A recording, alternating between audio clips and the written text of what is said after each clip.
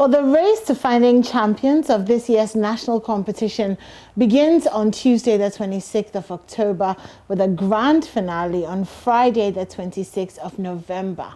However, the launch and balloting for the preliminary stage are slated for tomorrow, October 19th. 135 senior high schools across the country will battle it out for the coveted trophy and bragging rights as champions of the science and maths in Ghana. Our guest this morning, NSMQ quiz mistress, Professor Elsie Effa Kaufman, and Managing Director and Executive Producer of NSMQ Primetime Limited, Nanekua Ankoma Asare. Good morning, ladies. Good morning. It's so good to see you. As soon as we see you, we know that the fun is about to start, because we love NSMQ. It's so amazing to see so many kids have so much fun with maths and science. And of course, you know, with the old students making noise and yeah, I'm not going to get into what I really want to get into. Let me just, you know, focus on what we're here to talk about this morning. So apparently NSMQ is going to Kumasi this year. Okay, why did you make that decision? A number of things aligned. Should I say the stars aligned this year? It's something we've been considering for at least 3 years now. We've had a number of recce trips to Kumasi to go see what facilities are available, because the logistic demands for the NSMQ are very big. Are quite large, yes, yeah. Yes. The crew, the schools, everybody else who works on the program. So we had to be prepared. Okay. So we've been to Kumasi twice at least in the last 3 years to scope out, to do recce and see what we could find if anything would be suitable. Okay. And it seems like the stars aligned this year. So we're going to Kumasi. It's a good way to bring the competition to the fans. Okay. So by moving it around a little bit, yeah. I mean, so now that it's not in Accra, what are some of the special preparations that you've had to put in place for Kumasi? And when are you going to Cape Coast? I can imagine what it would be like if it was being held in Cape Coast. We are looking at that too. Yeah. We're looking at that too.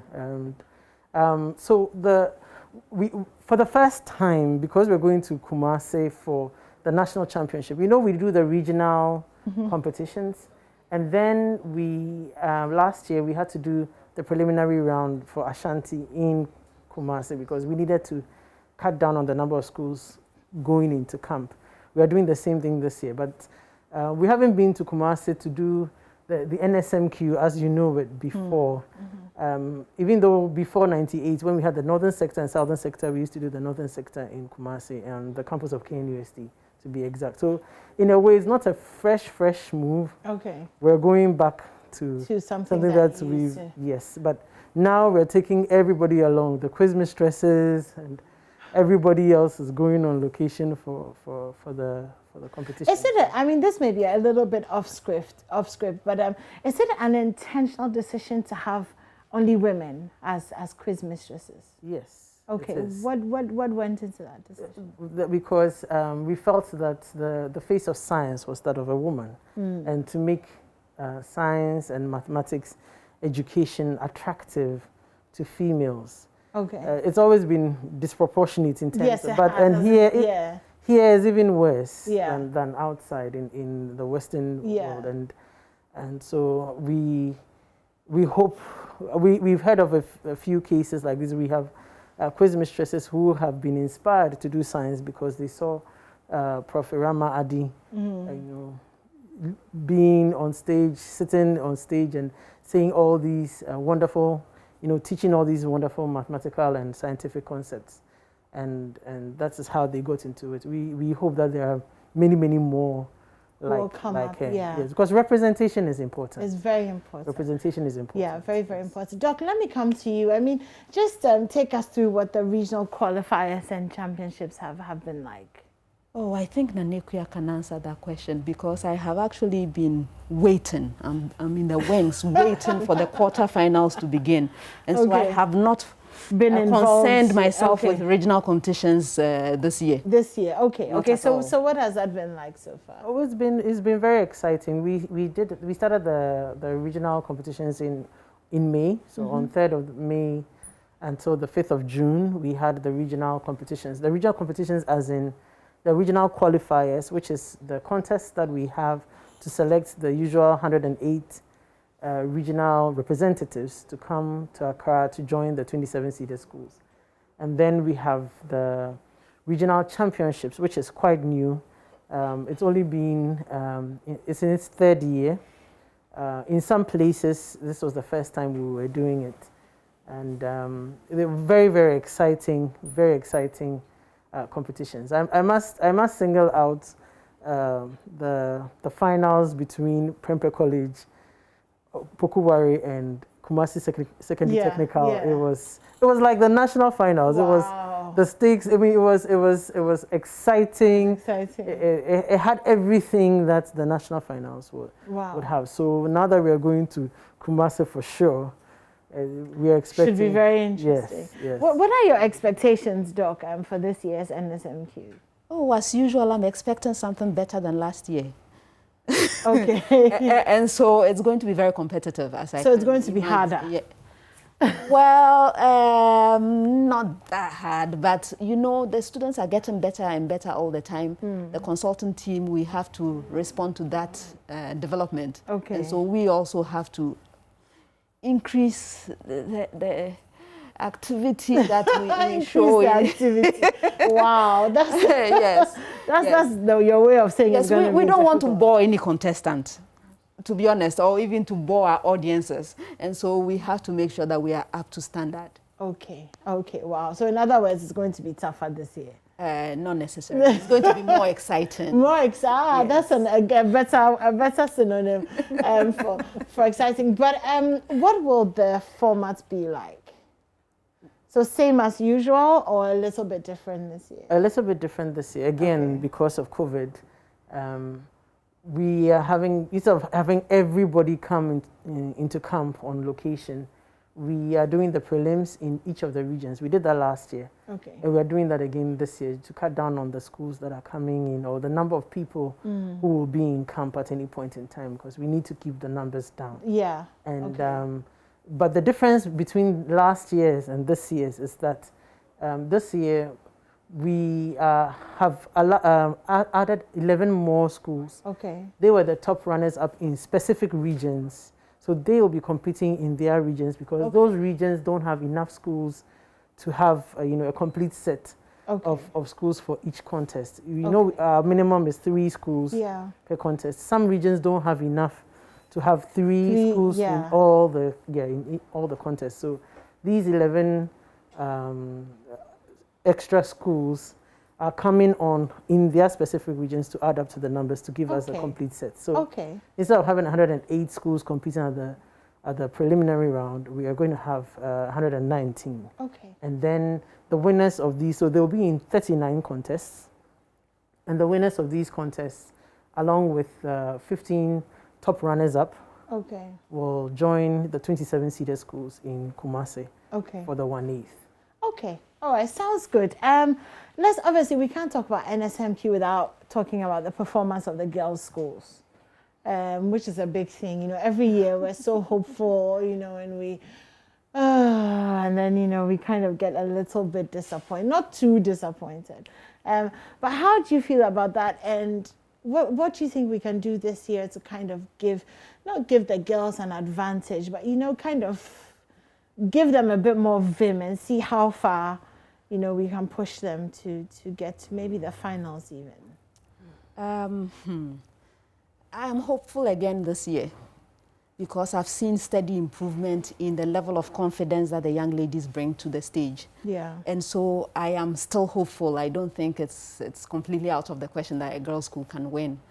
It also has to do with preparation. And some of the activities I have been doing is personally interacting with contestants and schools to encourage them to bring up the contestants in a way that will enable them to be able to withstand the kind of pressure that they meet when they come. Yeah. Yes. So it's really just an issue of pressure and maybe preparation? Yes, I think so, because it has nothing to do with the technical competence. I don't believe it's a matter of technical competence, because they are very good. These young ladies are very good. If you look at the results from the WAXI, they generally do very well. And so it's not technical competence, it's maybe the game environment, you know. It's not just, this program is not just about the academic part of it. There's also the game part of it, strategizing to be able to, to meet what is expected. Yeah. And I'm not sure that the girls are quite better. In the past, they haven't, but I'm hoping this year they are ready. I mean, generally speaking, in terms of academics, are women a little less competitive, as it were? Is that maybe one of the reasons why we're not as, you know, maybe not even competitive, aggressive maybe is the better word? Is that what it is? Because I still don't understand why Wesley Girls hasn't won, you know, NSMQ yet, you know, or why, pains me to say why Holy Child hasn't, you know, but it's like you said, it's not because, you know, they're not good. So. Yes. I have been calling for a study for a very long time now. I don't know, Prime Time finally take up this challenge. But we need to study to find out exactly what factors are at play and to see what we can do about them. I think it's definitely worthy. From my history, I was talking to my daughter just a few days ago, you know, reflecting on my many years on the program and some of the things I've seen, the differences between the young ladies and the young men. And a lot of it, as I have already mentioned, has to do with the level of confidence. I remember in the early days where the girls would come and I hear them whispering the right answers, but they would not be willing to speak out. Wow. Yes. The boys were very willing to give me wrong answers with confidence, you know.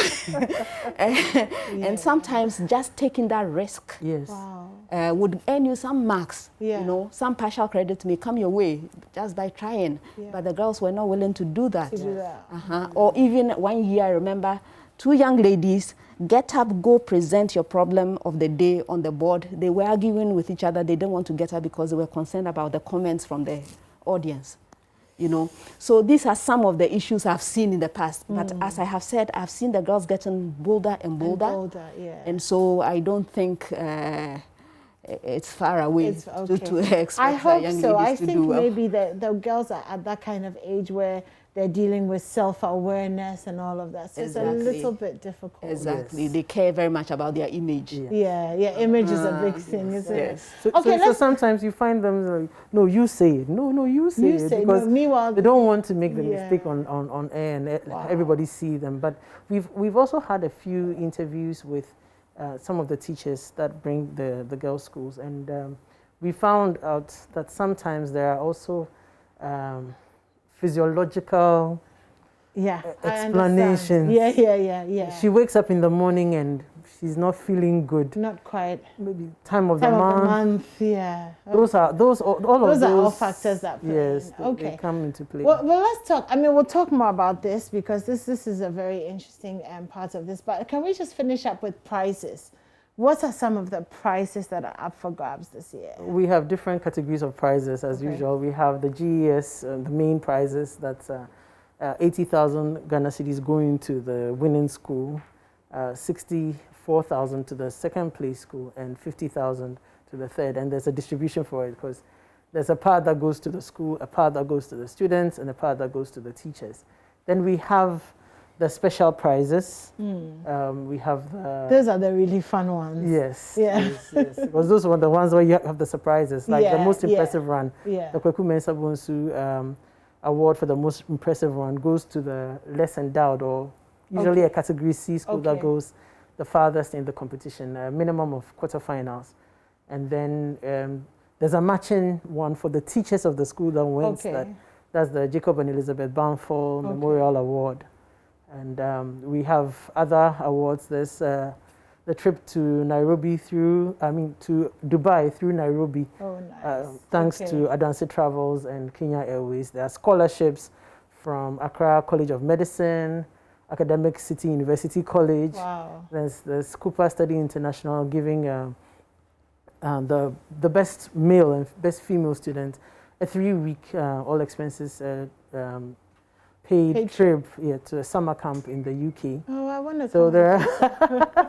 Then we have those the other special prizes by the sponsors. So we have the NSMQ Prudential Life, the Prudential Life NSMQ star for the school that gets a perfect 10 in the round, the third round problem of the day. We have the Airtel Tigo Highest Scorer of the Day award for the school that wins their contest with the highest scores. Okay. We have the Goyle Riddle Bonanza for a school that wins either gets three riddles correct or 4 riddles correct. There's a difference in the prizes depending on which one you get. Yeah. There are so really, many. Yes. Okay. And cool. Of course, the Money Zone. Of course, yes. The Money Zone sponsored by Absa Bank. And then the special prize set up also from Absa Bank. They like to match what the winning prize is. So, all right. Okay. Yes, lots of prizes at stake. Yeah, lots of prizes. And as the days, come, we will be having more conversations. But do you have any final words before we let you go? Yes, I'd like to congratulate all contestants, because just the preparation to get to this stage, it takes a lot of effort. And so I'm very impressed with all of them already. And I'm grateful to the teachers for the work that they do in getting the students ready. Okay. So we look forward to seeing all of them. All of them, yes indeed, we do. Yes. Okay, we're going to take a quick break, and when we come back, we have more for you. Don't go anywhere.